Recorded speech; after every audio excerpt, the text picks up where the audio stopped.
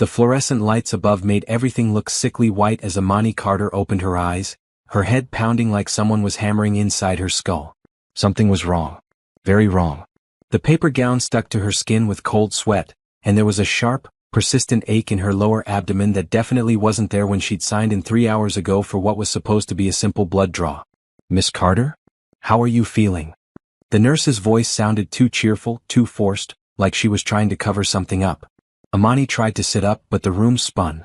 "What happened to me? I thought I was just here for the hormone study. You know, the one where you take blood samples to see how my body responds to different fertility hormones over time." The nurse's smile flickered. "Let me get Dr. Harrison for you." That's when Amani knew something had gone terribly wrong.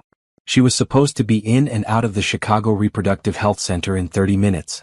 Easy money for a broke graduate student who needed every dollar to keep her and her disabled mother afloat. The study promised $500 for 6 months of blood work, no procedures, no injections, just monitoring how her healthy 26-year-old body naturally processed hormones. But here she was, 3 hours later, feeling like she'd been hit by a truck and hollowed out from the inside. Dr. Harrison walked in looking like he'd aged 10 years since this morning. His usually perfect hair was disheveled, and his hands shook slightly as he pulled up a chair beside her bed. "Amani, I need you to stay calm while I explain what happened." Her heart started racing. "What do you mean, what happened?" "I signed up for blood work. That's it. Just blood work for the fertility hormone study. There's been a complication. A technical error in our system." Dr. Harrison's voice cracked. "This morning, during a software update, 2 patient identification codes were accidentally overwritten. Your code and another patient's code got switched in our database." The room felt like it was closing in on her. "What does that mean? In plain English, what does that mean? Instead of the hormone monitoring procedure you signed up for, you received an IVF embryo transfer procedure that was scheduled for another patient." The words hit her like ice water. "You did what to me? I know this sounds impossible, but due to the system error, you were brought into the procedure room instead of the monitoring room. The medical team followed the instructions in the computer system, which showed you were scheduled for embryo transfer." Amani's voice came out as barely a whisper. "You put someone else's baby inside me?" The embryo was created using donor sperm and was intended for a different patient entirely. "I cannot express how sorry." "Get it out." The words tore from her throat. "Get it out of me right now. Amani, please, let me explain the full situation." "I said get it out." She tried to stand up, but her legs gave out. The nurse caught her arm, but Amani yanked away. "I never consented to this. I'm a virgin. I've never even... How could you do this to me?" Dr. Harrison's face went completely white. You've never been sexually active?" "Did I stutter? I came here for blood work to help pay my mother's medical bills and you? She couldn't even finish the sentence. The violation felt so complete, so devastating that words seemed meaningless. "We need to discuss your options." "My options?" Amani's voice rose to a shout. "You took away all my options when you put someone else's baby inside me without my consent. How is this even possible? How do you accidentally perform surgery on the wrong person?" The nurse stepped forward. "Miss Carter, I know you're upset, but we need to monitor you for the next few hours to make sure there are no immediate complications from the procedure." "Complications?"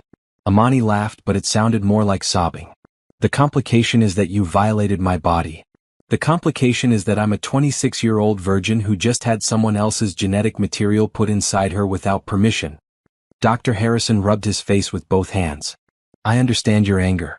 This is an unprecedented situation. Our legal team is already involved, and we will cover all medical expenses related to this incident.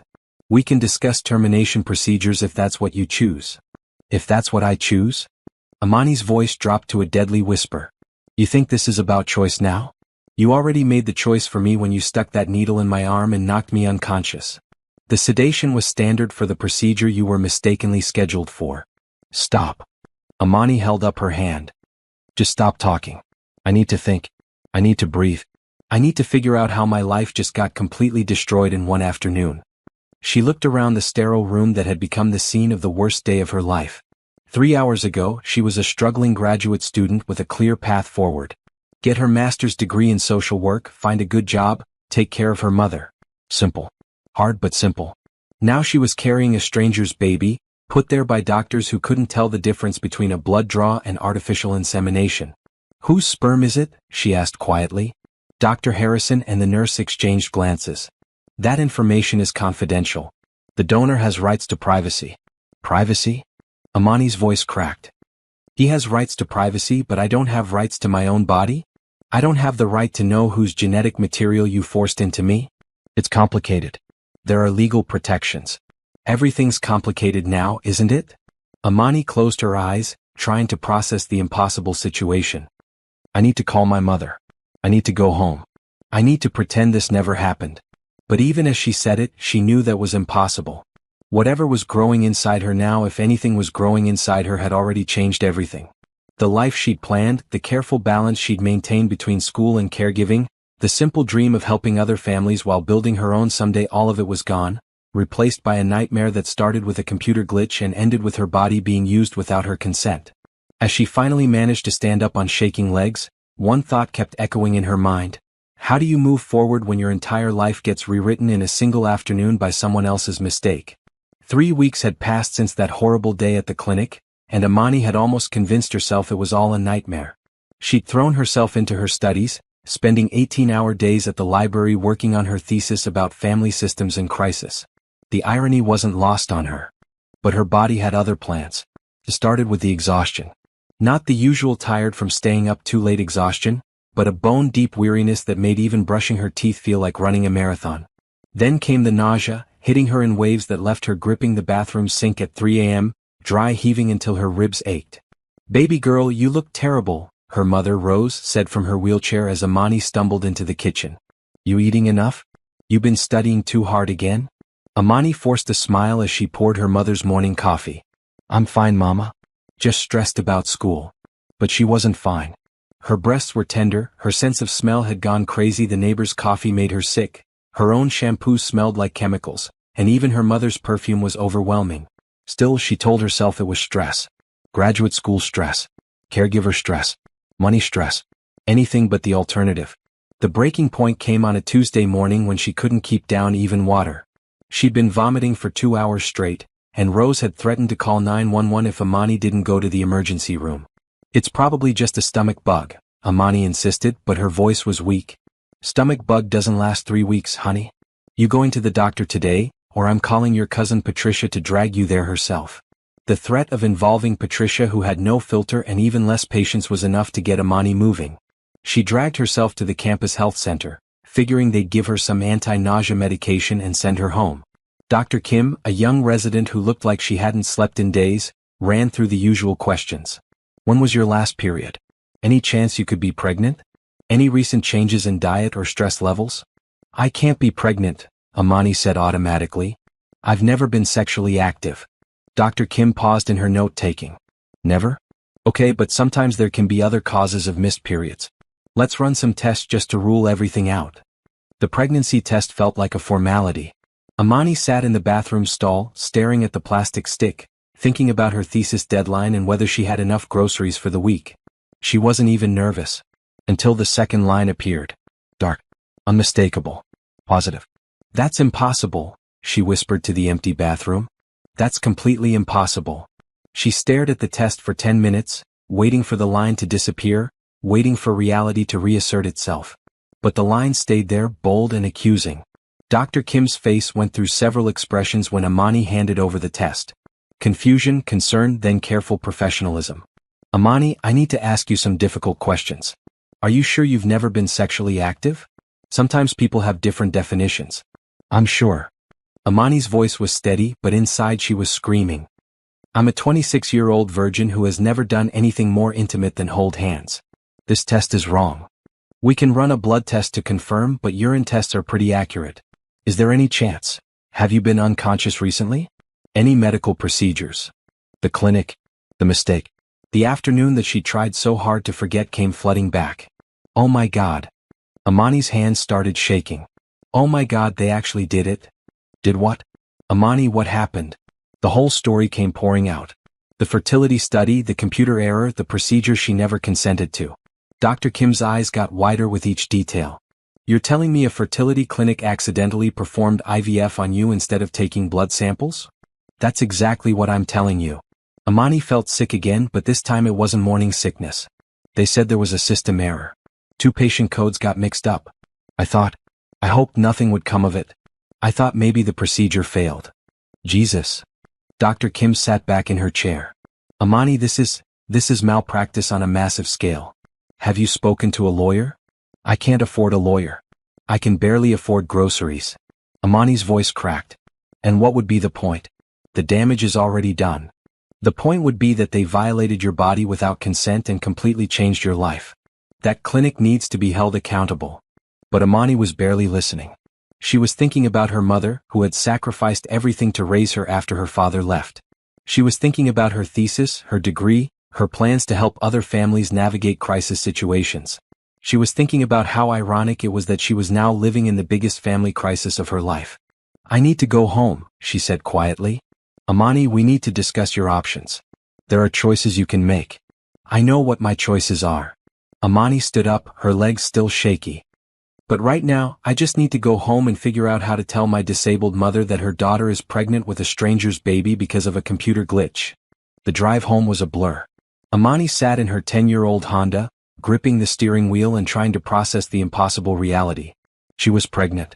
Actually, literally pregnant with a baby that belonged to some anonymous sperm donor who had probably paid thousands of dollars for the IVF procedure that was supposed to go to another woman. Rose was waiting in the living room when Amani walked in, her wheelchair positioned to see the front door. Well, what did the doctor say? Amani looked at her mother, the strongest woman she knew, who had worked double shifts as a nurse until a car accident left her paralyzed, who had never once complained about their situation, who had always put Amani's needs first. Mama, she said, her voice barely above a whisper. We need to talk. The conversation that followed was the hardest of Amani's life. Rose's face went through the same cycle of emotions that Dr. Kim's had: disbelief, confusion, anger, and finally, a fierce protectiveness that reminded Amani why she loved her mother so much. Those people are going to pay for what they did to you, Rose said, her voice steady and dangerous. And if they think they can brush this under the rug, they got another thing coming. Mama, I don't want to fight them. I just want to figure out what to do next. What you're going to do next is call that clinic and demand answers. You're going to find out whose baby you're carrying and what they plan to do about this mess they created. Amani sank into the couch beside her mother's wheelchair. I'm scared, Mama. I don't know how to be pregnant. I don't know how to be a mother. I was supposed to help other people with their family problems, not create a family crisis of my own. Rose reached over and took her daughter's hand. Baby girl, nobody knows how to be a mother until they become one. And whatever happens, whatever you decide, I'm going to be right here with you. That night, lying in her childhood bed staring at the ceiling, Amani placed her hand on her still flat stomach. Was there really a baby growing in there? A tiny person who existed because of a computer error and a series of medical mistakes? The thought was overwhelming, but as she lay there in the dark, one thing became clear. Whatever happened next, she needed answers. She needed to know whose genetic material was inside her, and she needed to know what the clinic planned to do about the biggest mistake of her life. Tomorrow she would call Dr. Harrison and demand the truth. Tonight, she would let herself grieve for the simple life she'd lost and try to imagine the complicated future she never asked for. Ethan Blake was reviewing quarterly reports in his corner office on the 40th floor when his assistant knocked on the door with an expression he'd never seen before. Rebecca had worked for him for 5 years, had seen him through the worst days after his wife's death, and nothing ever seemed to rattle her. But today she looked like she'd seen a ghost. Mr. Blake, I have Dr. Martinez from Chicago Reproductive Health on line 1. He says it's urgent. Ethan's stomach dropped. He'd been working with the clinic for months, preparing for the surrogacy arrangement that would fulfill his late wife's dream of having a child. Sarah had wanted children desperately, but cancer had taken that possibility away along with everything else. Before she died, she'd made him promise to have the family they'd planned, even if she couldn't be there to share it. Put him through. Dr. Martinez's voice was strained, professional but clearly shaken. Mr. Blake, I'm calling about your surrogacy arrangement. There's been a serious complication. Is Emma okay? Emma was the surrogate they'd carefully selected, a 30-year-old mother of 2 who wanted to help other families while earning money for her children's education. Emma is fine. The problem is that your genetic material was not transferred to Emma as scheduled. Ethan sat up straighter. What do you mean it wasn't transferred? The procedure was supposed to happen 3 weeks ago. It did happen 3 weeks ago. But due to a catastrophic system error, your genetic material was transferred to the wrong patient. The words didn't make sense. Ethan had built his tech company by understanding systems, by preventing exactly these kinds of errors. How is that possible? You have multiple safeguards, patient identification protocols, all of which failed during a software update that corrupted our patient database. Mr. Blake, I cannot express how sorry we are. This has never happened in our clinic's history. So where? Ethan's voice trailed off as the full implication hit him. Where did my genetic material go? Another patient received your embryo by mistake. A woman who was supposed to be participating in a research study, not undergoing any procedures. Ethan stood up so fast his chair rolled backward. You performed IVF on someone without their consent. The patient was sedated for what she believed was a blood draw. Due to the system error, she was brought to the procedure room instead of the monitoring room. The medical team followed the computer's instructions. Jesus Christ. Ethan started pacing, his mind racing through the legal and ethical nightmare this represented. Is she okay? Does she know what happened? She's been informed. And Mr. Blake, there's more. The procedure was successful. She's pregnant. The phone slipped in Ethan's suddenly sweaty hand. Somewhere in Chicago, a complete stranger was carrying his child, a child created with Sarah's frozen eggs, a child that was supposed to be their legacy, their hope. I need her name. Mr. Blake, patient confidentiality. Patient confidentiality? Ethan's voice rose to a shout. She's carrying my child because of your massive incompetence, and you're talking about confidentiality? I understand your frustration, but we have legal obligations. Your legal obligations should have prevented this from happening in the first place. Ethan was fully shouting now, 3 weeks of carefully controlled grief and hope colliding with this impossible situation. I need to know who she is. I need to know what she plans to do. This is my child we're talking about. Mr. Blake, please understand that this woman is also a victim in this situation. She never consented to any of this. The words hit Ethan like a physical blow. In his shock and anger, he'd been thinking about his own loss, his own violated expectations. But somewhere out there was a woman whose entire life had been changed without her permission. You're right. He sat down heavily. How is she handling this? About as well as you'd expect. She's very upset, very confused. She's a graduate student with no financial resources to deal with a situation like this.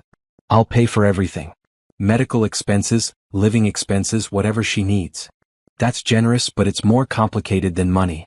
She has decisions to make about the pregnancy, and those decisions affect your child. Ethan closed his eyes, thinking about Sarah's face when they'd first talked about having children. She'd been so excited, so full of plans and dreams. Even when the cancer took away her ability to carry a child, she'd held on to the hope that they could still have a family someday. I want to meet her. Mr. Blake, I don't think that's advisable. The situation is already complicated enough. She's carrying my child. My wife's genetic legacy. I need to meet her. Dr. Martinez was quiet for a long moment. I'll need to speak with her first. She has to agree to any contact. What's her name? Another pause. Her name is Amani Carter. After Ethan hung up, he sat in his office staring out at the Chicago skyline, trying to process what he'd just learned. Somewhere in this city was a woman named Amani Carter who was carrying the child he and Sarah had dreamed of, the child that was supposed to heal some of the devastating loss of the past 2 years. But this wasn't healing. This was another kind of trauma, another violation of the natural order of things. Sarah had died at 28, and now a stranger was carrying their child because of a computer error. He thought about calling his lawyer, his PR team, his board of directors. This situation had the potential to destroy everything he'd built, to turn his private grief into public scandal. But first, he needed to understand what Amani Carter was going through. He needed to know what kind of person she was, what she planned to do, how he could help make right what the clinic had made so terribly wrong. Rebecca knocked again. Mr. Blake? Your 3 o'clock is here. Cancel it. Cancel everything for the rest of the week. Sir? Ethan looked at his assistant, this woman who had helped him navigate the worst period of his life with such grace and competence.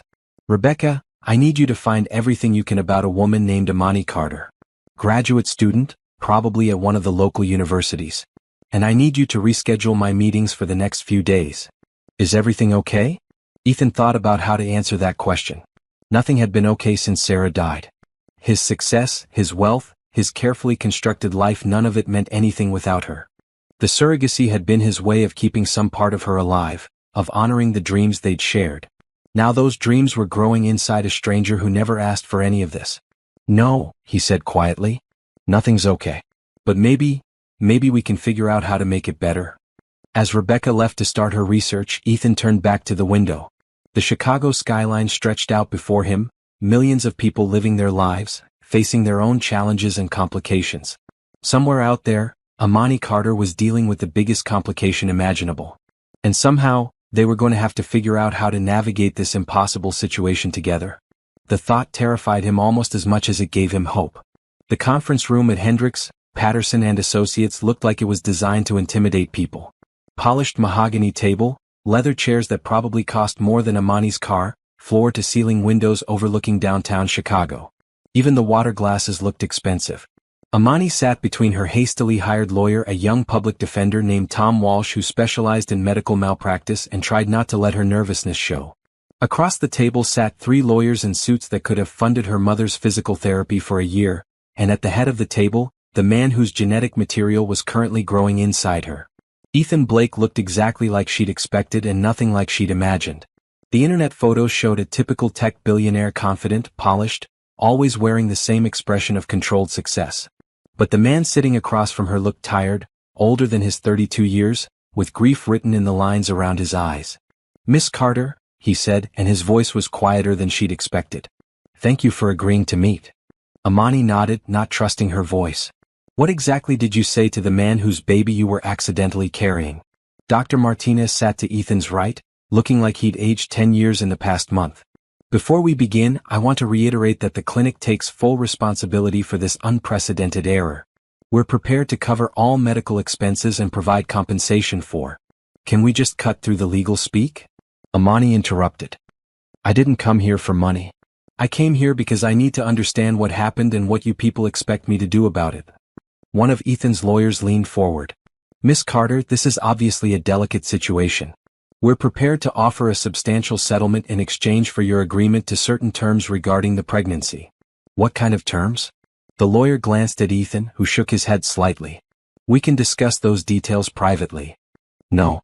Amani's voice was steady. "If you want to discuss terms about my body and my pregnancy, you can discuss them in front of me. I'm not signing anything I don't understand." Ethan cleared his throat. "Could we have a moment alone? Just Miss Carter and myself?" The lawyers on both sides started protesting immediately, but Ethan held up his hand. "Please. This isn't a negotiation. I just want to talk to her." After several minutes of whispered arguments, the room cleared, leaving Amani and Ethan alone at the massive table. "I'm sorry," he said immediately. "For all of this. For what the clinic did to you, for what I'm about to ask you, for the position you're in because of my decision to use this clinic." Amani studied his face, looking for signs of manipulation or hidden agendas. But all she saw was exhaustion and genuine regret. "What are you about to ask me?" Ethan took a deep breath. "The embryo that was transferred to you was created using my late wife's eggs. She died of cancer 2 years ago, but before she died we went through several rounds of IVF and froze embryos. This baby?" His voice cracked slightly. "This baby is the only chance I have to have a child with her." The room went completely silent. Amani felt something shift inside her chest, a recognition of grief that matched what she saw in Ethan's eyes. "I'm not asking you to be a surrogate," he continued. "I'm not trying to take the baby away from you.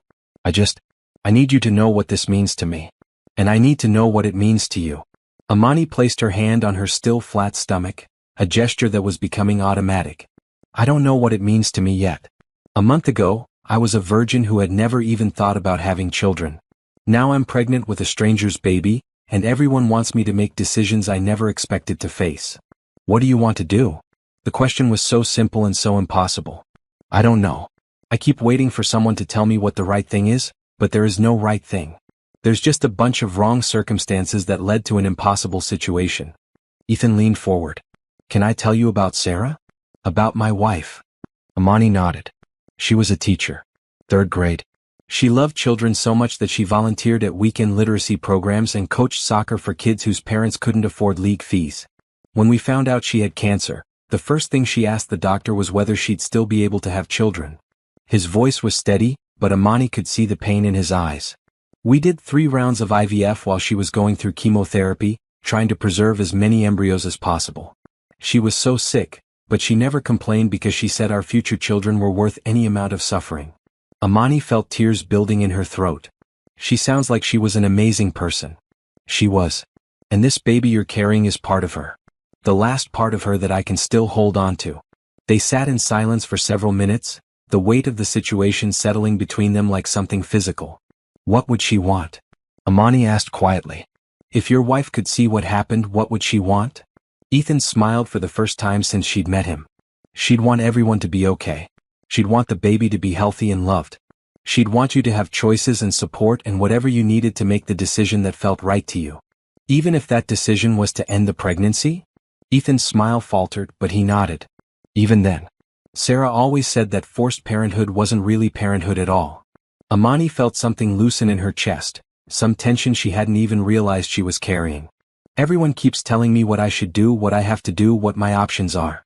But you're the first person who's asked me what I want. So what do you want? Amani closed her eyes, trying to access some inner wisdom she wasn't sure she possessed. I want to do the right thing. But I don't know what that is yet. That's okay. You don't have to know right now. Can I ask you something? Anything. If I decide to continue this pregnancy, what do you expect from me? From the baby? Ethan was quiet for a long time. I expect nothing. I hope for everything. But I understand that this is your body, your life, your decision. Whatever you choose, I'll support it. And if I choose to keep the baby after it's born? Then you'll be its mother, and I'll be grateful that Sarah's genetic legacy gets to live in the world. What if I choose to give the baby to you? Then I'll spend the rest of my life making sure that child knows how much its biological mother and its genetic mother both loved it. Amani opened her eyes and looked at this man who had lost so much and was asking for so little. I need time to think. Of course. Take all the time you need. And I need to know that whatever decision I make, you'll respect it completely. You have my word. As the lawyers filed back into the room, Amani felt something she hadn't experienced since this whole nightmare began. A sense that maybe somehow they could figure this out together. It wouldn't be easy and it wouldn't be conventional, but for the first time since she'd seen that positive pregnancy test, she felt like she wasn't facing this alone. 2 weeks after their first meeting, Amani was surprised to find herself looking forward to seeing Ethan again. They'd agreed to meet for coffee somewhere neutral, somewhere without lawyers hovering over every word. The little cafe near Northwestern's campus was busy with students and professors, the kind of place where a tech billionaire and a graduate student could blend into the background. Ethan was already there when she arrived, sitting in a corner booth with 2 cups of tea and looking remarkably normal in jeans and a sweater. I wasn't sure if you still drank coffee, he said as she sat down. I read that caffeine can be problematic during pregnancy. Amani was touched that he'd thought about it. Herbal tea is perfect. Thank you. They sat in comfortable silence for a moment, watching students hurry past with backpacks and laptops. It felt surreal, 2 people thrown together by the most unlikely circumstances, trying to figure out how to navigate the next 8 months. How are you feeling? Ethan asked. Physically? Terrible. The morning sickness is actually all-day sickness, and I'm so tired I fell asleep in the library yesterday and woke up drooling on my thesis notes. Ethan smiled. And emotionally? Amani considered the question. Less panicked than I was 2 weeks ago. I've been seeing a counselor at the student health center, and she's helping me work through everything. What about you? How are you handling all this? Honestly, it's the first time since Sarah died that I've felt hopeful, I guess. Even though none of this is what we planned, there's still going to be a baby. Part of her is going to exist in the world. Amani watched his face as he spoke about his wife. There was love there, deep and enduring, but also acceptance. He wasn't trying to replace Sarah or recreate his lost future. He was trying to honor what they'd had while building something new from the pieces. Can I ask you something that might be too personal? After everything we're going through together, I think we're past normal boundaries. Do you think Sarah would be okay with this? With you caring about what happens to me and the baby? Ethan's smile was soft and sad. Sarah had the biggest heart of anyone I've ever known. She would have been worried about you from the moment she found out what happened. She probably would have shown up at your door with groceries and baby books and a list of questions about how you were feeling. The image made Amani laugh despite herself. She sounds like someone I would have liked. She would have loved you. She always said that the strongest people were the ones who kept going even when life threw them impossible situations. They talked for 2 hours, conversation flowing easier than Amani had expected. Ethan told her about his company, about the technology they were developing to help small businesses compete with larger corporations. Amani talked about her thesis, about her work with families in crisis, about her mother's accident and how it had changed their relationship. Your mother sounds incredible, Ethan said after Amani finished telling him about Rose's determination to finish nursing school even after her paralysis. She is. She's also terrified about all this, but she's trying not to show it. She keeps making jokes about becoming a grandmother in the most unconventional way possible. How is she with me being involved? Amani hesitated. She's protective. She wants to make sure you're not going to disappear if things get complicated, or try to control my decisions because you have more money and lawyers. Those are fair concerns. I told her you seem like a decent person who's been through his own tragedy. That seemed to help. Ethan looked out the window for a moment. I want to help, Amani. Not just financially but practically. Whatever you need, rides to appointments, someone to carry groceries, help with your mother's care, I want to be useful. Why? Because this baby is connected to both of us, and because you shouldn't have to go through this alone. Also, selfishly, because being involved makes me feel closer to Sarah somehow. Amani studied his face, looking for hidden motives or red flags. But all she saw was sincerity and a grief that matched her own confusion. Okay, she said finally. But I have conditions. Name them. First, no trying to influence my decisions about the pregnancy or the baby. I'm still figuring out what I want, and I need space to do that without pressure. Agreed. Second, if I decide to continue the pregnancy, you respect that this is my body and my medical care. You can be involved, but you don't get to override my choices. Absolutely. Third, we keep this between us for now. No media, no publicity, no turning this into some kind of human interest story. Ethan's expression grew serious. That might be harder than you think. If word gets out about the clinic's mistake, there's going to be attention whether we want it or not. Then we deal with that if it happens. But we don't create it. Fair enough. Any other conditions? Amani thought for a moment. I want to know more about Sarah. Not just the highlight reel but the real person. If I'm carrying part of her genetic legacy, I want to understand what that means. Ethan's eyes filled with tears. He quickly blinked away. I'd like that too. As they prepared to leave, Ethan reached into his jacket and pulled out an envelope. I know you said you didn't want money, but I've set up an account to cover all your medical expenses and anything else you need during the pregnancy. No strings attached, no conditions. Just, please let me help. Amani stared at the envelope. Ethan, I can't. Yes, you can. This situation is my responsibility as much as the clinic's. You shouldn't suffer financially because of decisions I made. This feels like too much. Taking care of the mother of my child feels like too little. The words hung in the air between them, loaded with implications neither of them was ready to fully explore. Amani was carrying his child, but she wasn't the mother of his child in any traditional sense. Yet here they were, two strangers bound together by the most intimate possible connection. I'll think about it, she said finally, taking the envelope. That's all I ask. As Amani walked back to her car, she realized something had shifted during their conversation. The anger and fear that had dominated her thoughts for weeks were still there, but they were sharing space with something new, the beginning of trust. She was still facing an impossible situation, still carrying a baby she'd never planned to conceive. But for the first time since this nightmare began, she felt like she had an ally rather than an adversary. That night, she called her mother to tell her about the meeting. So what do you think of him? Rose asked. I think he's a good man who's been through hell and is trying to do the right thing in an impossible situation. That's exactly what you are too, baby girl. What do you mean? I mean, maybe you two were brought together by this mess for a reason. Maybe you can help each other figure out how to heal. Amani touched her stomach, thinking about the tiny life growing inside her that connected her to a man she barely knew and a woman she'd never met. Maybe Mama. Maybe we can. The first time Ethan came to her apartment, Amani was mortified. The building was old, the hallways smelled like cooking and cleaning products, and her front door had 3 different locks because the neighborhood wasn't exactly safe. Compared to what she imagined his life looked like, her tiny one-bedroom felt like a dollhouse. But Ethan didn't seem to notice any of that. He was too busy being charmed by Rose. So you're the young man who's been taking my daughter to all these fancy doctor appointments, Rose said from her wheelchair, giving Ethan the kind of thorough inspection that had intimidated Amani's high school boyfriends. Yes, ma'am. I hope that's all right with you. Depends. What are your intentions with my grandchild? Amani nearly choked on her water. Mama. But Ethan took the question seriously.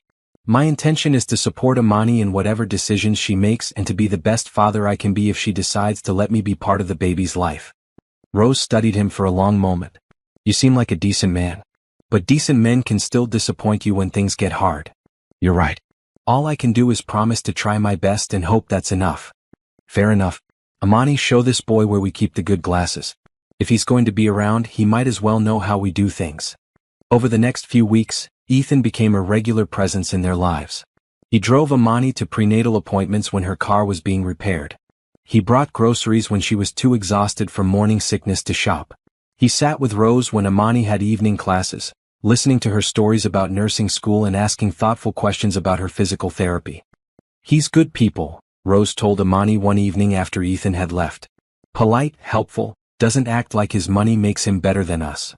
I like him too, Amani admitted. More than I expected to. You sound surprised. I am. I thought he'd be different. Entitled, controlling, trying to buy his way into getting what he wanted. And instead, Amani considered the question. Instead, he feels like a friend, I guess. Someone I can trust. The friendship deepened during her second trimester when the morning sickness finally eased and she had energy to do more than just survive each day. Ethan started joining her for walks around the neighborhood, partly because her doctor recommended exercise and partly because they both enjoyed the conversations. Tell me about your business, Amani said one afternoon as they strolled through a small park near her apartment. It's complicated to explain without getting technical. Try me. I'm not as dumb as I look. Ethan laughed. You don't look dumb at all.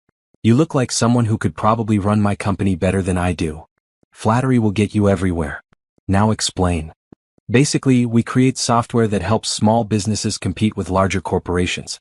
Things like inventory management, customer relationship systems, marketing tools, stuff that used to be so expensive only big companies could afford it.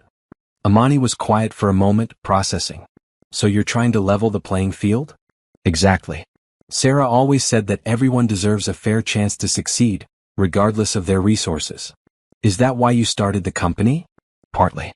Also because I was good at coding and terrible at everything else. Ethan kicked a small stone as they walked. What about you? What do you want to do after you graduate? I want to work with families in crisis. Parents who are overwhelmed, kids who are acting out, situations where everyone wants things to get better but no one knows how to make that happen. Like what you're living through now? Amani glanced at him. Yeah, actually. Turns out personal experience is a hell of a teacher. They walked in comfortable silence for a while, both lost in their own thoughts. The autumn air was crisp, and Amani could feel the baby moving gentle flutters that were becoming more frequent and noticeable. Can I ask you something? Ethan said eventually. Sure. Are you happy? About the pregnancy, I mean. It was a question Amani had been avoiding, even in her own mind. I don't know if happy is the right word. I'm still angry about how it happened. But the baby itself. She paused, trying to find the right words. I'm starting to feel protective of it, connected to it. That's natural. Is it? I keep wondering if what I'm feeling is real maternal instinct or just the result of hormones and circumstance. Ethan stopped walking and turned to face her. Does it matter? You're growing a human being inside your body. However you feel about that is valid. Even if I'm not sure I want to be a mother? Especially then. Sarah always said that the best parents were the ones who questioned whether they were ready, because it meant they took the responsibility seriously. Amani felt tears prick her eyes. Pregnancy had made her emotional about everything, but this felt different. You always know exactly what to say. I don't know anything. I'm just trying to be the kind of person Sarah would have wanted me to be. I wish I could have met her. I wish you could have too. She would have loved helping you get ready for the baby. She probably would have knitted blankets and bought way too many tiny clothes. They resumed walking, but something had shifted between them. The conversation felt more intimate, more honest than their previous talks. Ethan? Yeah. Thank you. For everything you've done, but also for making this feel less scary. Thank you for letting me be part of it. That evening, Amani sat in her bedroom with her laptop, working on her thesis while the baby did what felt like gymnastics in her increasingly rounded belly. Her phone buzzed with a text from Ethan. How are you and the little one doing tonight? She smiled as she typed back, active. I think this kid is going to be a soccer player like Sarah taught. Or a dancer like its mom. Amani paused, staring at the message. I'm not a dancer. You move like one when you think no one's watching. The observation was so personal, so tender that it made her breath catch. When had he been watching her move? When had she stopped noticing him watching? Get some rest, he texted. Both of you need your sleep. Good night, Ethan. Good night, Amani. As she put her phone aside and tried to focus on her work, Amani realized that somewhere over the past few months, Ethan Blake had become more than just the biological father of her baby. He'd become someone she looked forward to seeing, someone she trusted with her fears and hopes, someone who made her laugh even on the hardest days. The thought should have scared her. Instead, it felt like the most natural thing in the world. The phone call came at 6 in the morning, jolting Amani out of the deepest sleep she'd had in weeks. Rose's voice was tight with pain. Baby girl, I need you to call 911. Something's wrong with my back. Amani was out of bed and moving before she was fully awake. Rose had been having more pain lately, but she usually managed it with medication and physical therapy. For her to ask for emergency help meant something was seriously wrong. I'm calling now, Mama. Are you okay? Can you breathe? I can breathe, but I can't move without feeling like someone's stabbing me with a knife. The next few hours were a blur of paramedics, hospital waiting rooms, and doctors with serious expressions. Rose had developed a severe infection around one of the surgical sites from her original spinal injury. She needed immediate surgery and at least a week in the hospital. I'm so sorry, baby, Rose whispered from her hospital bed as they prepped her for surgery. This is the last thing you need right now. Amani squeezed her mother's hand. Don't you dare apologize. You just focus on getting better. As Rose was wheeled into surgery, Amani sank into a waiting room chair and realized she'd been so focused on her mother that she'd forgotten to let anyone know what was happening. Her phone had been buzzing with missed calls and texts. 3 messages from Ethan. Good morning. How are you feeling today? Haven't heard from you. Everything okay? Getting worried. Please text me back. She called him and he answered on the first ring. Amani? What's wrong? Just hearing his voice made her start crying. My mom's in surgery. There's an infection and they don't know how serious it is and I can't lose her, Ethan. I can't do this without her. Where are you? Northwestern Memorial. But you don't have to. I'm already in my car. I'll be there in 20 minutes. He was there in 15, still wearing pajama pants under his coat and carrying 2 cups of coffee and a bag of pastries from the hospital cafeteria. Have you eaten anything today? Amani shook her head, suddenly realizing she was starving. I forgot. The baby needs you to eat even when you're scared. He handed her a blueberry muffin and guided her to a quieter corner of the waiting room. Tell me what happened. As she explained about Rose's infection and the emergency surgery, Ethan listened without interrupting, his presence steady and calming.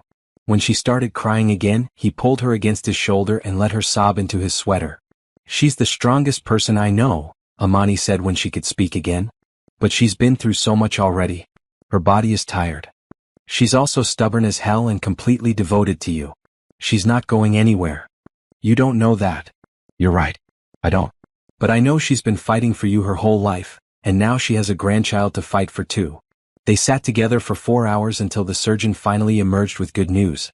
The infection was serious but treatable. Rose would need antibiotics and extended physical therapy, but she was going to be fine. Can I see her? She's still groggy from anesthesia, but yes. Just for a few minutes. Rose looked small and fragile in the hospital bed, but her eyes lit up when she saw Amani. How's my grandbaby? Worried about grandma. Tell that baby that grandma is too stubborn to die. Especially now that I've got someone to spoil. Ethan stepped into view and Rose's expression grew thoughtful. You came. Of course I came. Even though Amani's not your wife or girlfriend or anything official?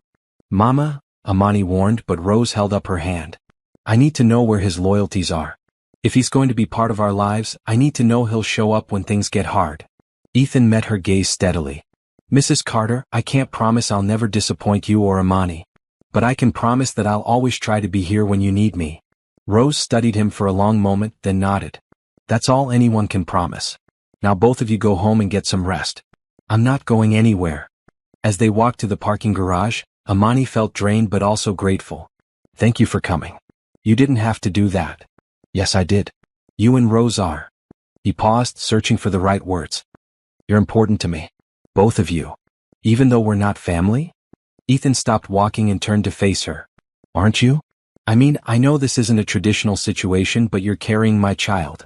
Your mother is going to be that child's grandmother. If that's not family, what is? The words hung between them, loaded with implications that neither of them was ready to fully examine. They were family, but not in any way that had a name or precedent. I should get home, Amani said finally. I need to call Rose's insurance company and figure out what her extended care is going to cost. Let me help with that. Ethan, you can't pay for everything. I'm not trying to pay for everything. I'm trying to take care of my family. There was that word again. Family. It shouldn't have felt so right coming from him, but it did. We'll talk about it tomorrow, Amani said, too exhausted to argue. Fair enough. Can I drive you home? You look dead on your feet. I can manage. Amani. Let me help. She was too tired to protest. As Ethan drove her home through the Chicago traffic, she dozed against the passenger window, one hand resting on her growing belly. When they reached her building, he walked her to her door. Will you be okay tonight? I could stay on the couch if you want company.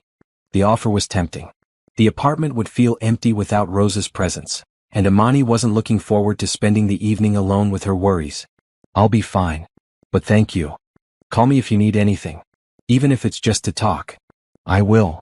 As she watched him drive away, Amani realized that somewhere over the past few months, Ethan Blake had become the person she turned to in crisis. Not just because he was connected to her pregnancy, but because he'd proven himself reliable, caring, and genuinely invested in her well-being. The thought should have worried her. Instead, it felt like the most natural thing in the world. The call came from Tom Walsh, Amani's lawyer, on a Tuesday morning when she was visiting Rose in the hospital. Rose was doing much better, complaining about the food and flirting with the physical therapist, which meant she was back to her normal self. Amani, we need to talk. Can you come to my office this afternoon? Is everything okay? The clinic situation has gotten more complicated. There are things you need to know. Amani felt her stomach clench. What kind of things? The kind we shouldn't discuss over the phone. She arranged for a neighbor to sit with Rose and called Ethan to let him know about the meeting. He was at Tom's office when she arrived, looking as worried as she felt. Tom Walsh's office was nothing like the fancy conference room where she'd first met Ethan. Cramped, cluttered with case files and decorated with law school diplomas and family photos, it felt more honest somehow. Before I begin, Tom said, I want you both to understand that what I'm about to tell you changes everything about your situation with the clinic. Amani and Ethan exchanged glances. Just tell us, Amani said. Tom opened a thick file and pulled out several documents. The clinic's error wasn't an accident. It was negligence on a massive scale, and they've been covering it up from the beginning. What do you mean covering it up? Ethan leaned forward. I mean they knew their system was compromised for weeks before your procedures were scheduled. They had warnings about database corruption, staff concerns about patient safety protocols, and at least 3 other mix-ups that they managed to catch before any procedures were performed. Amani felt sick. So they knew this could happen? They knew it was likely to happen. And instead of shutting down procedures until the system was fixed, they decided to proceed because they had paying clients scheduled and didn't want to lose revenue. Jesus Christ, Ethan muttered. Tom continued. It gets worse. After your procedure, Amani, they realized what had happened within hours. But instead of immediately contacting you and Mr. Blake, they spent 3 days consulting with lawyers about liability exposure. 3 days. Amani's voice rose. They knew I was pregnant with the wrong baby for 3 days before they told me? That's correct. And during those 3 days, they destroyed several pieces of evidence and coached staff members on what to say if questioned. The room was silent except for the sound of Amani's breathing, which was coming faster and more shallow. There's more, Tom said gently. We've discovered that this clinic has a history of cutting corners on safety protocols. There have been at least 6 other incidents in the past 2 years, none as severe as yours, but all involving failures of their identification and tracking systems. Ethan stood up and started pacing. How is this place still operating? Money and lawyers. They've been settling cases quietly and getting non-disclosure agreements. Your situation is the first one that's gone public. What does this mean for us? Amani asked. It means you have grounds for a lawsuit that could result in substantial damages. Not just for medical expenses and emotional distress, but for punitive damages designed to prevent this from happening to other patients. Amani looked at Ethan, who had stopped pacing and was staring out the window. What do you think? I think they destroyed your life and tried to cover it up. I think they need to be held accountable. But a lawsuit means publicity. Media attention. Our private situation becoming public knowledge. Tom nodded. That's the downside. If you proceed with a major lawsuit, this story will probably become national news. The clinic will fight hard and they'll try to make both of you look bad in the process. How would they make us look bad? Ethan asked. They'll paint you as a rich man trying to buy a baby, and they'll paint Amani as a poor woman trying to get rich off an accidental pregnancy. They'll question your motives, your character, your relationship with each other. Amani felt the baby kick as if responding to her stress. I don't want that. I don't want our child to grow up with this as a public story. On the other hand, Tom continued, if you don't pursue legal action, the clinic will likely continue operating the same way. Other women could go through what you went through. The weight of that responsibility settled on Amani's shoulders.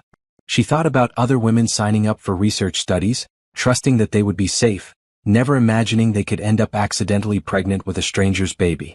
How much time do we have to decide? A few weeks. But the longer we wait, the harder it becomes to build a strong case.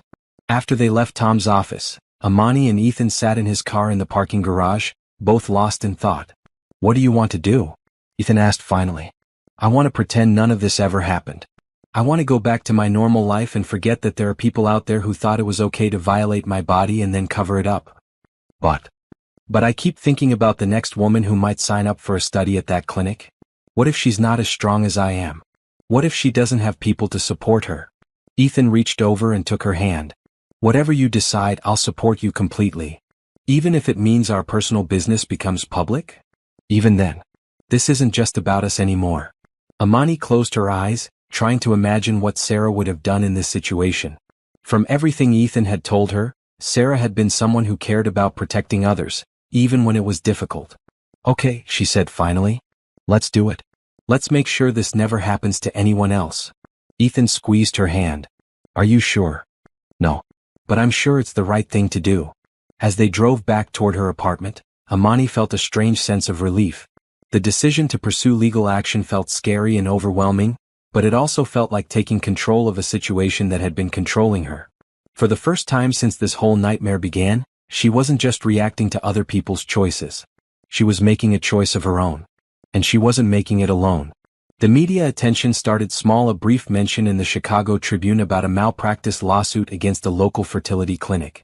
But by the end of the week, it had exploded into a national story. Fertility clinic mix-up results in accidental pregnancy was trending on social media, and reporters were calling Amani's apartment at all hours. She and Ethan had agreed to do one joint interview with a reputable journalist to control the narrative, but even that felt overwhelming. Sitting in the TV studio under bright lights, with cameras pointed at them and a reporter asking increasingly personal questions, Amani felt exposed and vulnerable. Miss Carter, how has this experience changed your relationship with Mr. Blake? Amani glanced at Ethan, who nodded encouragingly. They discussed how to answer questions about their relationship, but the truth was complicated. Ethan has been incredibly supportive. What started as a terrible situation has become, well, we've become close friends. Mr. Blake, you were planning to have a child through surrogacy with your late wife's genetic material. How do you feel about Miss Carter carrying that child instead? Ethan's answer was careful, rehearsed. Obviously, this isn't what Sarah and I planned. But Amani has been gracious and generous in allowing me to be part of the pregnancy. I'm grateful for that. Are you planning to raise the child together? The question hung in the air between them. They'd been avoiding this topic, focusing instead on the lawsuit and getting through the pregnancy. But with the baby due in just 6 weeks, decisions needed to be made. We're still discussing what's best for everyone involved, Amani said diplomatically. After the interview, they sat in Ethan's car in the studio parking lot, both emotionally drained. That was harder than I expected, Amani said. The questions about our relationship were particularly awkward. Because we don't know what our relationship is. Ethan turned to look at her. Don't we? The question was loaded with months of unspoken feelings. Amani had been trying not to examine too closely how much she'd come to depend on Ethan, how much she looked forward to seeing him, how natural it felt when he put his arm around her shoulders or held her hand during difficult moments. Ethan, I know this is complicated. I know the circumstances are unusual. But somewhere over the past 8 months, you've become the most important person in my life. Amani's heart started beating faster. Because of the baby? Because of you. The baby brought us together, but you're the one who made me want to stay. They'd been moving toward this moment for weeks, maybe months. The gentle touches that lasted a little too long, the conversations that went deeper than necessary, the way they seemed to fit together despite the impossible circumstances that had brought them together. I'm scared, Amani admitted. Of what? Of this being about gratitude or obligation or the baby instead of us. Ethan reached over and cupped her face in his hands. Look at me. What do you see? Amani looked into his eyes and saw tenderness, warmth, and something that looked very much like love. I see someone who's been incredibly kind to me. I see someone who's been incredibly strong. Someone who took an impossible situation and handled it with more grace and wisdom than anyone had a right to expect. Someone who makes me laugh and challenges me to be better and has made me feel alive again for the first time since Sarah died. What about Sarah? What about your grief? Sarah will always be part of me. But she's gone and I'm still here. And somehow, you've helped me realize that I can honor her memory while still building a new life. Amani felt tears sliding down her cheeks. I never expected to fall in love with you. Is that what this is? Yeah, I think it is. Ethan leaned forward and kissed her, gentle and tentative at first, then deeper as she responded. When they broke apart, both were breathing hard. So what do we do now? Amani asked. Now we figure out how to be a family. All 3 of us. 4 of us. Don't forget my mother. Ethan laughed. Rose would never let me forget her. That evening, they sat in Amani's living room with Rose, who had finally been released from the hospital and was back to her normal, opinionated self. It's about time you two figured out what everyone else could see months ago, Rose said when they told her about their feelings for each other. Everyone else? Baby girl, that man has been looking at you like you hung the moon since the second time he came over here. And you've been glowing around him in a way that has nothing to do with pregnancy hormones. Amani and Ethan exchanged glances and started laughing. So you approve? Ethan asked. I approve of anything that makes my daughter happy. But I have some questions about logistics. Such as where you planning to live, how you planning to raise this baby, and whether you're going to make an honest woman of my daughter. Mama? But Ethan took the question seriously. I want to marry Amani. Not because of the baby but because I love her. But I want her to finish school first, and I want us to have time to build our relationship without the pressure of legal obligations. Rose nodded approvingly. That's a good answer. Shows you're thinking long-term. As the evening went on, they talked about practical matters. Ethan's house had plenty of room for all of them, including accommodations for Rose's wheelchair. Amani could finish her degree while taking care of the baby. They could figure out the rest as they went. Are you okay with this happening so fast? Amani asked Ethan later when Rose had gone to bed. Nothing about our relationship has happened fast. We've been building toward this for months. But the marriage proposal wasn't a proposal. It was a declaration of intent. When I actually propose, you'll know it. Amani curled up against his side on the couch, her hand resting on her very pregnant belly. I love you too, you know. I was hoping you'd say that. Even though I come with complications? Especially because you come with complications. Easy love isn't worth much. As they sat together in the quiet apartment, feeling the baby move between them, Amani marveled at how her life had changed. 8 months ago, she'd been a struggling graduate student with a simple plan. Now she was in love with a man she'd met under the most unusual circumstances, carrying a baby that belonged to both of them in different ways, and facing a future that was completely different from anything she'd imagined. But for the first time since this whole journey began, different didn't feel terrifying. It felt like possibility. The contractions started at 3 a.m. on a Tuesday, exactly 1 week before Amani's due date. She'd been having false alarms for days, but this time felt different. More urgent, more real. Ethan, she whispered, shaking his shoulder. He'd been staying at her apartment more and more often as her due date approached, sleeping on the couch despite her protests that he should go home to his comfortable bed. Is it time? I think so.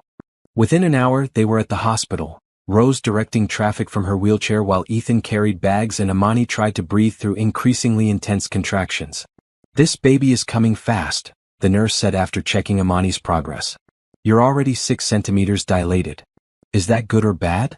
Ethan asked, looking slightly panicked. It's normal for some women. Looks like your baby is eager to meet you. The next 8 hours were a blur of pain, exhaustion, and excitement. Ethan held Amani's hand through every contraction, whispering encouragement and reminding her to breathe. Rose coached from her wheelchair beside the bed, drawing on her years as a nurse to help guide Amani through the most intense experience of her life.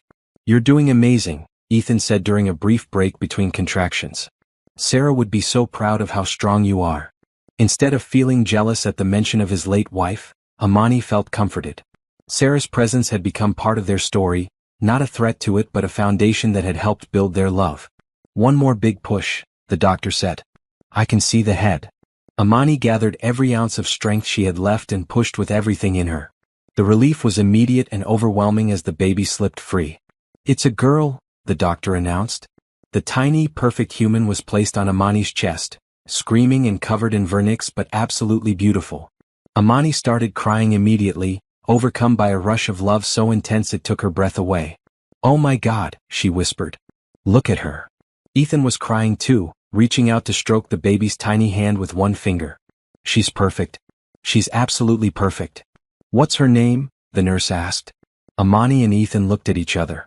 They'd discussed names but never settled on anything definitive. "Hope," Amani said suddenly. "Her name is Hope." "Hope Sarah Carter Blake," Ethan added, and Amani nodded through her tears. "That's perfect," Rose said from her wheelchair, tears streaming down her face. "That's exactly what she is. Hope for all of us." The next few hours were a whirlwind of tests, measurements, and paperwork. Hope was healthy 7 pounds 2 ounces with a strong cry and perfect reflexes. She had Ethan's dark hair and what looked like it might become Amani's brown eyes. "She looks like both of you somehow," Rose observed when they were finally alone in the recovery room. "Like she was always meant to be yours." Amani held her daughter and she was her daughter, in every way that mattered, and marveled at how right everything felt. This baby had come into existence through medical error and institutional negligence, but she was perfect and wanted and loved beyond measure. "I can't believe she's ours," Amani whispered to Ethan as he sat beside her hospital bed. "I can't believe any of this. 9 months ago I thought my life was over. Now I have a daughter and the woman I love, and everything feels possible. What do you think Sarah would say if she could see us now?" Ethan was quiet for a moment, considering. "I think she'd say that love finds a way, even when we can't see the path. I think she'd be happy that her genetic legacy gets to grow up in a family full of love." 3 months later they were back in a courthouse, but this time for a much happier reason. The malpractice lawsuit had been settled out of court for a substantial sum that would ensure Hope's college education and provide security for all of them. More importantly, the clinic had been forced to implement new safety protocols and oversight measures that would prevent similar accidents from happening to other families. But today wasn't about the past. Today was about the future. Amani stood in the courthouse lobby wearing a simple white dress, holding 3-month-old Hope while Rose fussed with her flowers. Ethan looked handsome in a dark suit, but more than that he looked happy. Genuinely, completely happy. "Are you ready?" he asked, taking her free hand.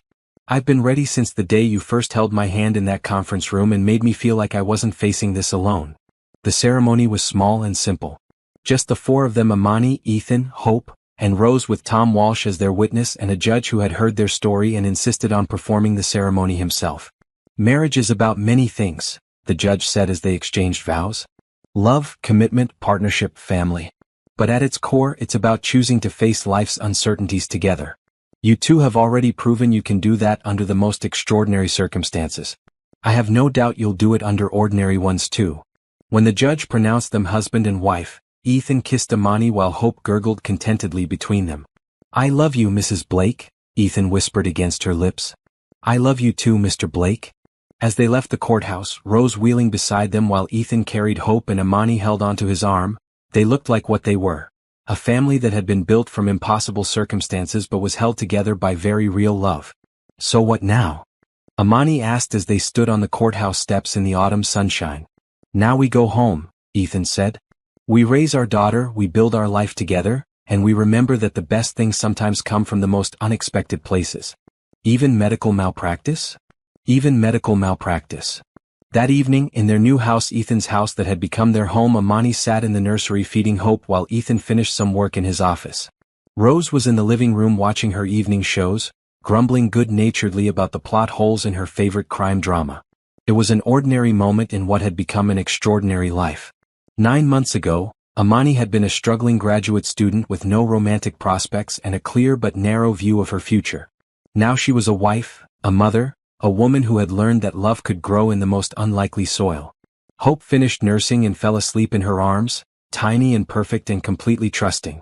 Amani looked down at her daughter's peaceful face and felt overwhelmed with gratitude. Not for the medical error that had brought them together, that would always be a violation she wouldn't forget. But for the love that had grown from it, for the family they had become, for the future that stretched ahead of them full of possibility. "Thank you," she whispered to the sleeping baby. for teaching me that family isn't about how you start.